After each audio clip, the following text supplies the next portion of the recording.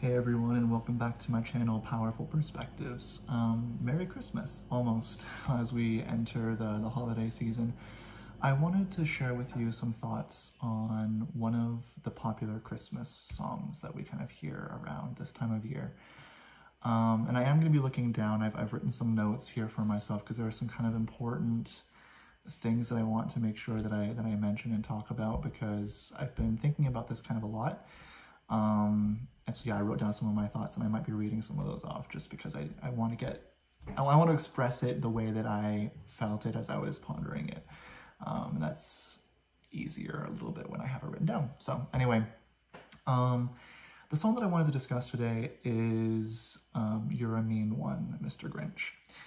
And so most of us, I think, are familiar, at least in like North American culture, with the story of the Grinch who stole Christmas. And it's a cute story. It's a heartwarming story. There's a lot kind of packed into it, but it irks me a little bit sometimes, at least how we kind of internalize it, or what we tend to focus on. When I think of the story The Grinch Who Stole Christmas, and I understand that it's portrayed a little bit differently in some of the different versions. So the original Dr. Seuss version isn't, I mean, it's obviously the original, and then like the Jim Carrey version adds some things, adds some backstory to the Grinch. We see the Grinch as like a child and everything. So some different interesting takes and kind of perspectives. And then the same with the Benedict Cumberbatch version, the most recent one. I've only seen the Benedict Cumberbatch version once, and it was a few years ago, so I don't remember it too well. I was kind of half asleep. I was watching it Christmas Eve before going to bed. So have seen it. I can't say a whole lot really about that version. I am not as familiar with it. But what I'd like to kind of focus on, I really like the version by Jim Carrey. Not necessarily because he's my favorite actor. Like, I think he does a fantastic job. I think it's a really good rendition, but because I really like the backstory that version gives to the Grinch. And I understand that might not be necessarily what was originally intended by Dr. Seuss. It's not really seen so much, in the Dr. Seuss version, like the original version. So we can, we can argue a little bit about what is really the original essence of the story and who has the best story or whatever. But what I want to look at is really just kind of the song and how we kind of approach it as a culture, and what that says maybe about us and about, I don't know, a different way of seeing the story. So when I look at the story, the Grinch Who Stole Christmas, first of all, right there in the title, it kind of tells us where we're supposed to put our focus, right? The Grinch Who Stole Christmas. Already, like in the title, we have the antagonist of the story, and we're kind of prompted or primed to not like this guy, right? Christmas is something that many of us really enjoy. I think most, and I understand also that it's not necessarily a happy, joyous time of year for everybody. I understand that there are some who come from different backgrounds, who maybe just don't really, who don't celebrate that holiday, because they come from different religions. There are others who maybe would, culturally or religiously, or just because of their background, celebrate it. But for whom it's kind of more of a complicated time because of a fractured family background or some other type of experience that has kind of made the Christmas season not as enjoyable. And so I understand that. But for many, It represents a time of year that is joyous and magical and exciting.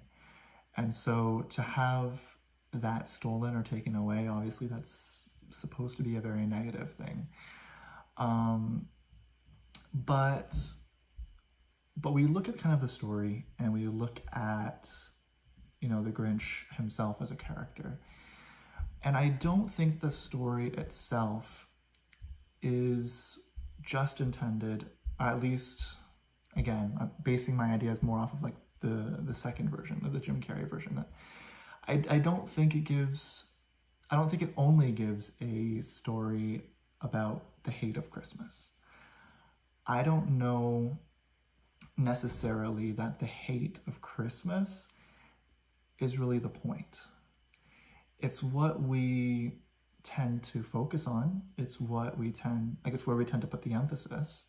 That, okay, there's like, you know, someone who hates, we kind of think of it, I think, as almost like a second, like, revamped version, or like a different version of, you know, Ebenezer Scrooge, of like that bah humbug kind of attitude, right? But in both stories, I think there's more to it. It's not just like, it's not as simple as just saying that the message of the story is the hate of Christmas and teaching someone who originally hates Christmas to love it instead. I don't think that's really the point. I think it represents the sadness and bitterness and resentment of someone who has been ostracized. At least for Scrooge, right? For the Grinch. For Scrooge, maybe a little bit different. But for the Grinch, like, I would say more so. Someone who's been ostracized by society. And it's a story of belonging, I think, seen from the perspective of the outcast. And I think that is a very difficult perspective for most of us to embrace. I think it's hard, like, and I understand that it's hard for many or most of us to step outside of ourselves and look critically and authentically and genuinely through the eyes of someone who's on the outside, and to empathize with them. Most of us don't want to, because it's an uncomfortable feeling, right? I think the desire for unity and for belonging, for community, right? That's so strong, and it's essential. Like, it's essential for survival in almost all living, like, species of animals, right? Like, most species of animals depend on a sense of community for survival, right? Even just for basic, like, physical needs in some ways, but there's a social element that is crucial for a healthy lifestyle, mentally, spiritually, emotionally, even physically or physiologically, because they're all kind of interconnected. And so I think it's difficult for us to step outside of that, right? And to be comfortable looking through the eyes of someone who doesn't really have a place in society, who doesn't have a place within the community, who isn't embraced, isn't accepted. I think it's a very difficult emotion to sit in, and I think it's easier to dismiss it. It's easier to point fingers at it and label it. And so I think this is what comes out a little bit in the story of the Grinch, and especially in the song, like, "You're a Mean One, Mr. Grinch," right? We love to sing this song, I think. It's a fun one, it's catchy, like, the tune of it is really good. And I'm not here to bash it necessarily, like from a musical perspective. I love music, it's really well done. It's really catchy, both like sonically, melodically, and lyrically. It's really creative and really inventive. But I do think it's important and informative to be critical and kind of ask ourselves what we enjoy so much about it. You know, like, is it just like the tune, or is it like the meat and potatoes of the message? Um, I I find it interesting that the song, "You're a Mean One, Mr. Grinch," um, it reflects the very attitude that made him who he is, right? It's a string of, and I'm reading this because I had to write this down. I thought it was beautiful, but like, it's a string of colorful, creative, seething insults. It's really what it is. And we feel justified in it. And I kind of ask myself, why? Like, why, at a time and season intended to focus on love and acceptance, do we relish this song of unbridled judgment? Why? Why do we feel justified in that? And isn't it interesting and ironic that that is what the song is focused on, right? It's focused on the belittlement and hatred and judgment of the proclaimed antagonist. And it's sung from our perspective about him. Like, I find that really interesting. The song isn't sung from the perspective of the Grinch towards the community, towards all of us, towards, like the greater society.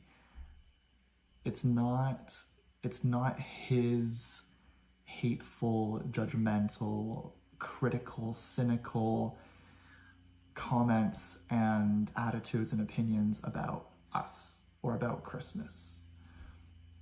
We see that in the dialogue throughout the whole story, sure. We see that in the attitudes, we see that in his character, whatever, sure, we see it there. But the song that has become so famous and popular, and that we love to sing, it's not his song. It's not his perspective about us. It's our perspective about him. It's our judgment about him. It's really like a testament or like a reiteration of our ostracism of him. Ouch. Like that's hard to hear. It's really hard to hear, at least for me. But that's part of what kind of opened my eyes as I was thinking about it. I thought, like, wow, and why do we relish this so much?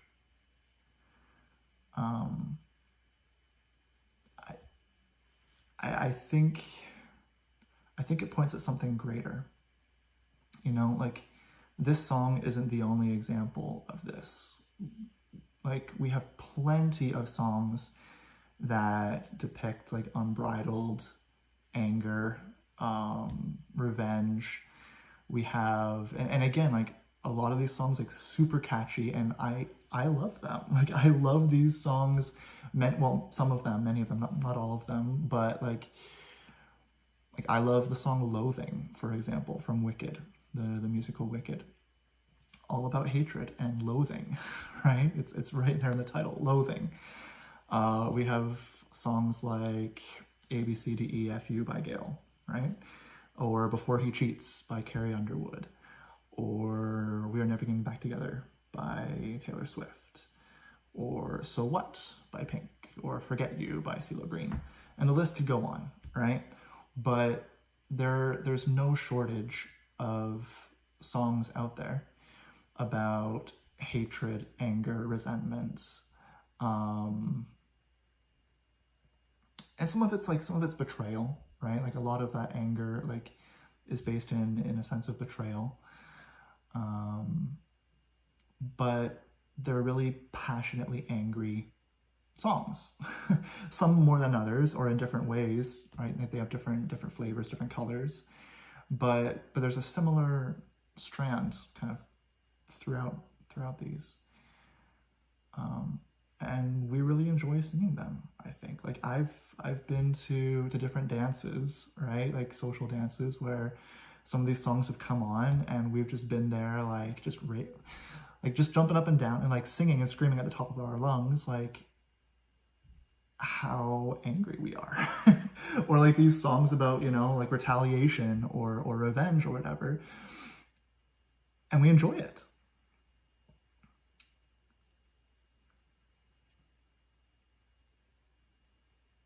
And I wonder why. I wonder why there is a part of us that is so eager to express our anger and our judgment and our frustration and to feel justified in it. Because I think there is something validating about expressing all of that negative emotion, whether we feel it in the moment or not, but expressing that emotion towards somebody, again, named or not, specified or not, but expressing that emotion and feeling justified in acting out that anger and that judgment and that resentment and that ostracism and that whatever, right? We don't think of it, or we don't see it as something negative that we are doing to someone else. We see it as justified reaction or retaliation. We see it as common sense sometimes in some ways. Like, of course, you know, if someone treated us this way, then, you know, like we justify ourselves in that action. And I'm not saying that we don't always have reasons. I'm not saying that we aren't necessarily justified in some or all of that. But I do think that we dwell on the negative a lot more than we need to. And especially juxtaposed with the spirit of Christmas. You know, like during this Christmas time, do we really need to be investing so much in a spirit of anger and hate and resentment and disgust? Is that really productive to the spirit that we're trying to create during this time of year? I don't know that it is. Now, I'm not saying, like, I'm not calling for like a worldwide renunciation of the song, like, you know, Dear Me, Mr. Grinch during Christmas time. Like, I'm not saying that. But I would encourage and invite us to kind of check ourselves and to ask ourselves, you know, like, why am I singing it? Like, and like, how much am I enjoying it? And if so, like, why? Is there a part of me that really longs to just unleash unbridled, passionate anger or judgment?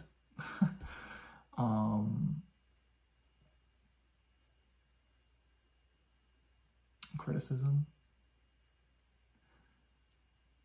Or is that not so much the case, right? And that's going to be a personal question. It's going to be a circumstantial question, because it won't be the same every time that we hear it or sing it or think about it.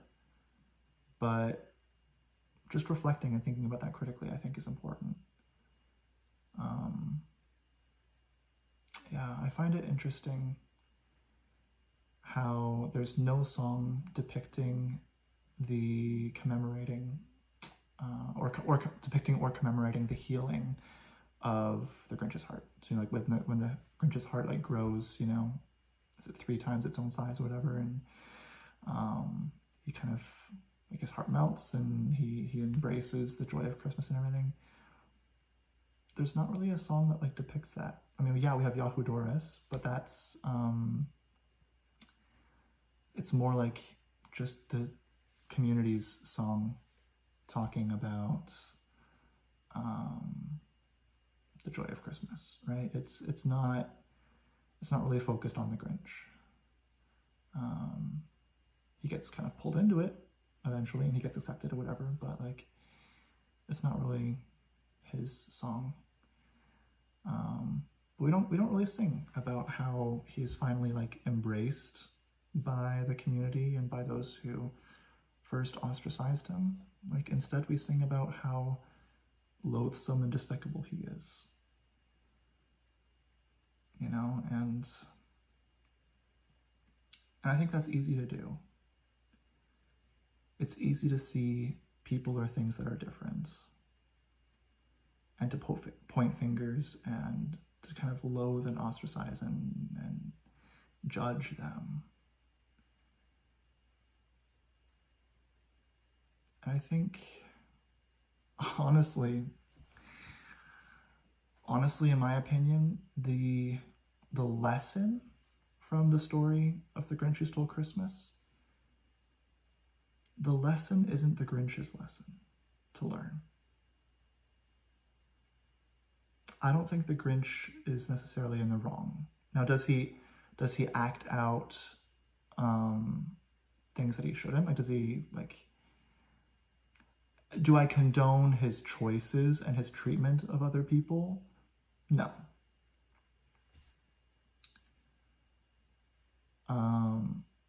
But do I think that he's the one who needs the greatest lesson? Do I think that he's the one who needs to convert to an extent, you know, to a love of Christmas? Is the Grinch the problem? I don't know that he is. I think the greater society, the culture, is the problem. All of the people who couldn't tolerate difference, who couldn't accept and embrace and love something or someone that looked different, that didn't fit in.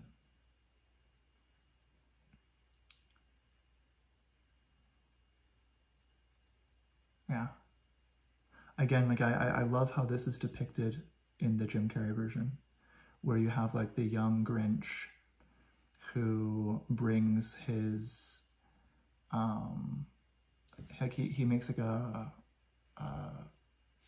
Christmas gift for the girl that he has a crush on, right? And he brings it to school, and everyone laughs at him, or like because he has a crush, you know, and everyone makes fun of him. They make fun of him for like his beard and everything. So I think doesn't he like shave himself or something? He gets cuts and everything. And he covers it up. He covers himself up because he's ashamed and he's embarrassed. You know, like,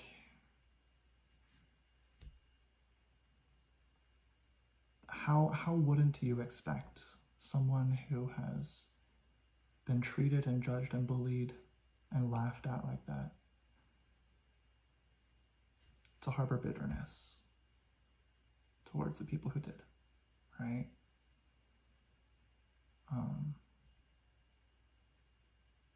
Yeah. We see the Grinch as the cynic, but I think society is really the real cynic. Like, aren't we? Like, the song isn't about him singing about how much he hates the people, it's about us singing about how much we hate him. I think we all have a little bit of the Grinch in us at the end of the day. I think all of us feel like outsiders at some point in our lives, in some way. I think all of us desire to belong and be accepted. And I think it hurts when we aren't. And I think it's natural for us to have a tendency to become resentful and bitter towards that group, that society, that family, that culture that should embrace us and love us and support us, but doesn't. And I think there's a natural confusion and cognitive dissonance when they label us as the problem for wanting to belong, when they're the ones who kicked us out. So, some food for thought, some ideas, perspectives. You don't have to agree with me. I don't expect everyone to agree with me, but I would be curious to hear your thoughts and reflections. Please go ahead and share those in the comments, and I'll look forward to seeing you next time.